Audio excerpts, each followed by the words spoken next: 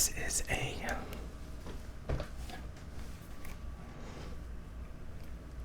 is a Fender Stratocaster. Player series. This is like almost $1,000 guitar. This is like a almost $1,000 guitar. In my opinion, it sounds just as good as like the American Professional whatevers that cost twice as much, if not more. I did a lot of listening and they sound the same to me, but there are some cheaper guitars that actually sound terrible that people stupidly buy. But I think after looking at a lot of guitars, that this is the chimiest, best sounding guitar you can possibly get. It doesn't have any humbuckers. Like, see, it's got pickups that no humbuckers on it, which tend to like dampen the high frequencies and make it sound very mid-rangey. But they do get rid of some of the hum, like the 60 cycle hum or whatever. So this guitar, it's just an instrument, obviously. And if you want to make music, you can use something like FL Studio, which I also have. I bought like on sale, like a year ago, when it was on sale, which you get free updates for life. But FL Studio has digital instruments, so you don't actually have to learn how to play anything. Playing the guitar is actually very difficult. And a lot of people buy a guitar, they use it for a little bit, and then they never pick it up again. And that's mainly because they're not creative and they don't have a desire to. And some people are just like really into this stuff.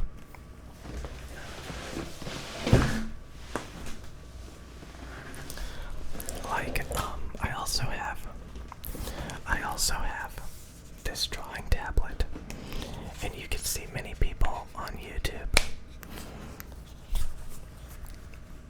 who use drawing tablets to like draw amazing anime and stuff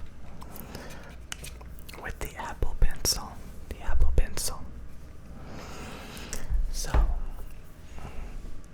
if you learn how to draw, you can literally use this Apple Pencil to start up a YouTube channel, or like, create all sorts of art with the Apple Pencil. Do you remember art? Drawing.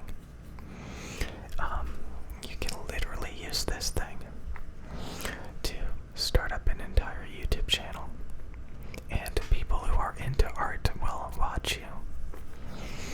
You can create music. You can be an artist. Art is like a lot of dedication, and some people dedicate a lot of time to talentless, useless hobbies. Typically obsessed with like getting the latest consumer products. That's one of the latest, bestest guitars. This is one of the latest, bestest iPad Pros. And I gotta say, you can't buy talent. It requires work and dedication and time. And that is one of the many reasons why I say, do not get caught up in things that are going to distract you and give you instant artificial gratification. Most things in this world that are worth anything require real-world dedication and persistence and time. And also, you need quite a bit of intelligence as well, because some people believe that, you should work hard and it'll pay off. That's not true at all. It's not true at all. If you work hard, it won't pay off. You actually need to make massive progress and use your time extremely efficiently and quickly. And when you bog yourself down with all sorts of distractions and artificial gratification, you simply won't have enough time or motivation or desire to work so hard to get good at a lot of different things. So I want you guys to remember that if you want any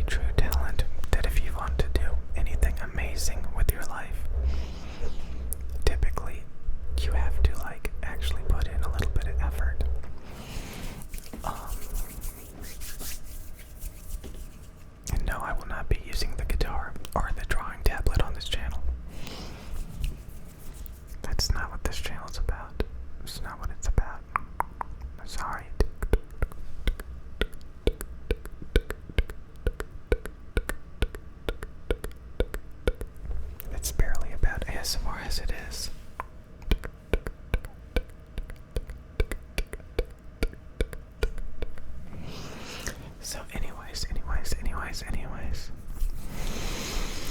Yeah, I like trying to get good at ASMR. ASMR is hard. ASMR is hard. You have to do timing, you have to do acting, you have to do all these different things. It's very hard. It's very hard. It's very hard. But at the same time, I know it's not hard. Because the more that you master, the more that you understand, it gets easier and easier and easier. And you can actually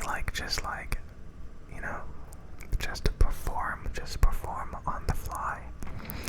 You have like huge arsenals of, triggers that you can pull out of your head all willy-nilly, fast and efficiently and smoothly. And that's from work and dedication and actually trying. And, constant trying to do better, and that's really important. I don't think I do that enough. I think I ramble about this philosophical stuff a bit too much, but I do think that that's the reason why a lot of times, I do a little bit better than a lot of other channels that are a little bit smaller than mine. They kind of just straight up copy everybody else when it comes to making ASMR videos. They just straight up just do the most generic things possible. And honestly, I've never really been like that. Typically when I try to learn how to do something, yes, I try to directly copy and follow things. But I very quickly realized that I want to try to do something my own way, a little bit differently. So typically I get a bit frustrated with the way that other people do things. And I want to do it my own way, but it's still very underdeveloped, and I have to flesh it out. And although it's not the same as everybody else, it's I don't know, sometimes again, you have to know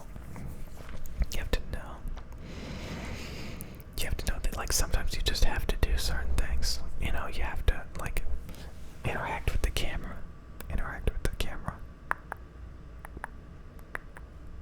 It's very hard. It's very hard to do this. Some of you guys may think, no, it's not. And honestly, if you're in the right state of mind, it's not. It's not.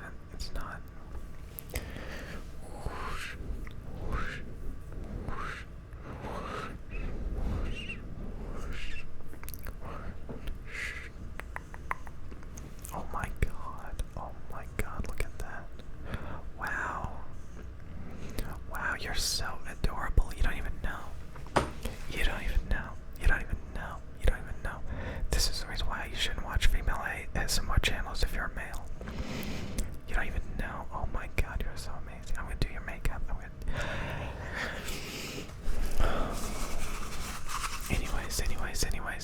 Anyways. Yeah. I don't know how I feel about art these days. Art. I used to draw a lot. I used to try to dabble in all of this creative software all the time.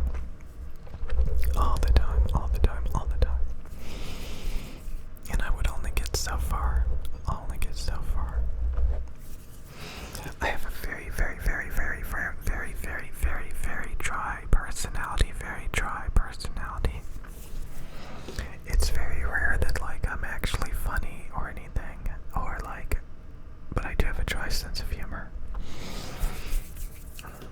And sometimes it's funny because I'll do something that a normal person would do. I would do some sort of challenge, and the way that people react to it kind of weirds me out, because it's kind of like when you watch those big YouTube channels that get millions of subscribers and they're doing crazy things, and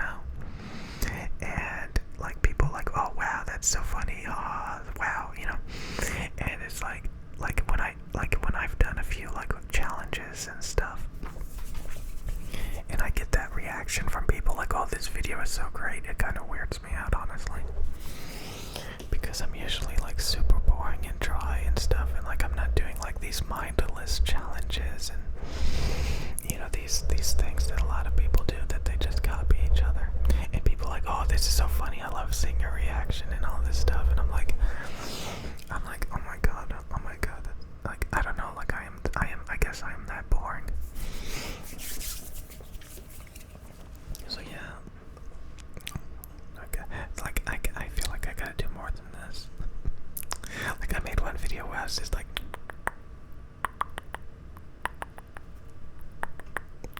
and people were like, wow, like that's the first time I ever interacted with the camera, and I still haven't gotten any better than that.